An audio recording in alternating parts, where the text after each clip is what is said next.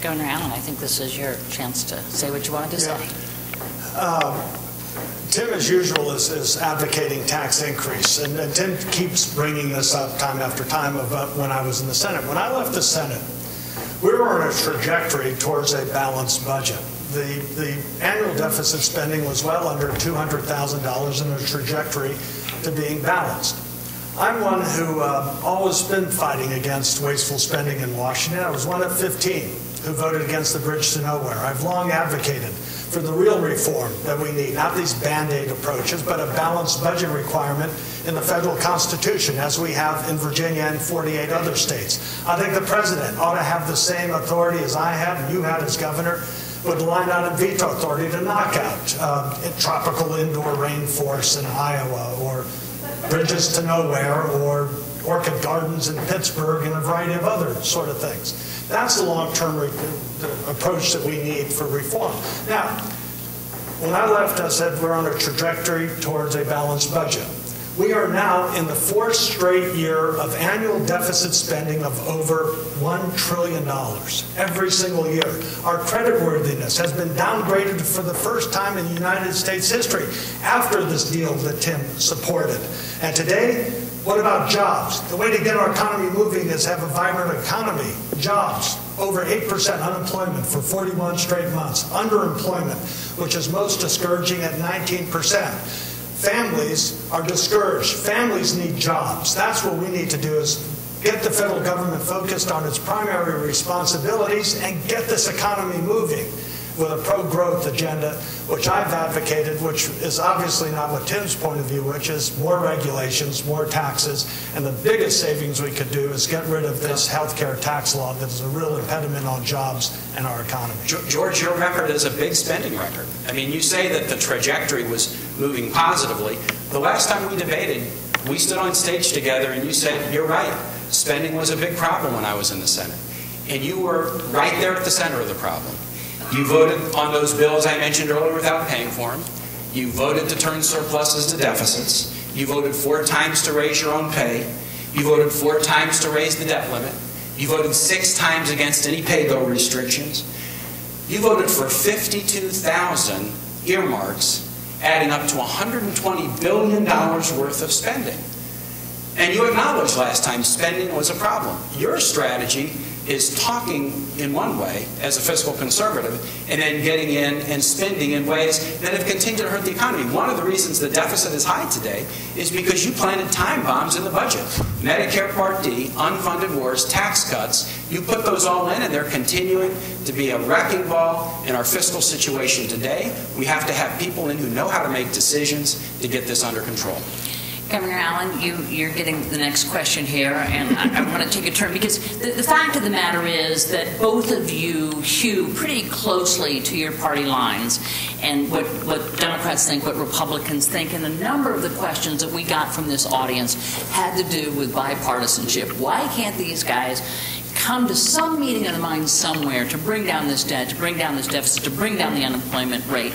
So I've noticed, Governor Allen, as I'm sure everybody has, that you have run some ads about how Governor Kaine will be President Obama's senator and not Virginia's senator. And I wonder, it got me thinking about your relationship with Governor Romney. What major policy differences do you anticipate that you'd be willing to break with Governor Romney? Well, first let me answer the other aspects of it. Yes, we're in 2 different parties, 2 different philosophies. I think Republicans, generally speaking, trust free people and free enterprise. I don't like limits or restrictions on people unless they're harming someone else. And I like decisions being made closest to the people, if possible. National defense, though, is a matter for the federal government. We have 2 different points of view. I've worked with Democrats in the past. When I was governor, the Democrats controlled the General Assembly. We cut taxes by over $600 million. We reformed welfare. We made our communities safer with the abolition of parole and truth in sentencing. And over 300,000 net new jobs were created in Virginia while I was governor. While Tim Kaine was governor, he's trying to raise taxes by $4 billion. Tuition, it was balanced the budget, but did it on the backs of students who had to pay over 30% higher tuition rates while he was governor, and over 100,000 jobs were lost in Virginia while he was governor. Now, on Mitt Romney, there'll be times where I don't agree with my fellow Republicans. I didn't agree with them when they had the bridge to nowhere. I was one of 15 who voted against that. I had disagreements with fellow Republicans on an initiative I worked for several years, and it's finally gotten through, and that is funding for historically black colleges and universities to upgrade their technology so they can attract the faculty and make sure that the students at historically black colleges and other minority-serving institutions can get the training they need to get the technology proficient jobs that are out there in the market. So my first priority is not going to be agreements and disagreements with anyone. My first priority is going to be the hardworking taxpayers of Virginia. Governor Allen, the question, I'm sorry, Governor Kane, the question was about bipartisanship. I had two governors. I thought it would be easier if I called you a governor, but it doesn't turn out that way. Bipartisanship and breaking with the party line. Sure. I broke with the president the last 10 days. I think the Bush tax cuts should expire over 500,000, not over 250,000. I said early in the campaign the president should not have committed American forces to Libya without a vote of Congress.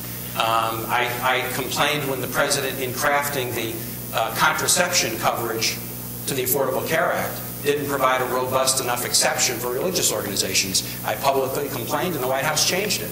I'm very happy. Senator Romney, or Governor Romney. I agree. I think Romney cares okay. So I'll agree with the Republican.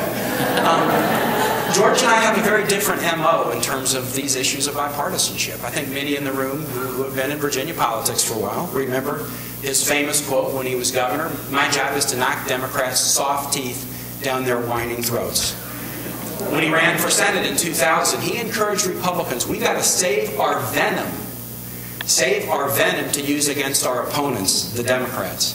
I don't think Republicans are my opponents. We got to compete against China and India, not against each other. George, as a governor, called General Assembly members dinosaurs, monarchical elitists, frequently name-called John Kerry and Hillary Clinton when he served with them in the Senate. During this campaign, he continues it. He calls federal employees sanctimonious social engineers, and he's got a billboard up that says, "Tim Kaine, Obama's senator, not Virginia's," as if somehow I'm not a real Virginian because I support the President of the United States. That's yesterday's politics. We're not going to solve our problems if we continue down the path of smash mouth, consider the other side rather than the opponent. We've got to compete against the world to win.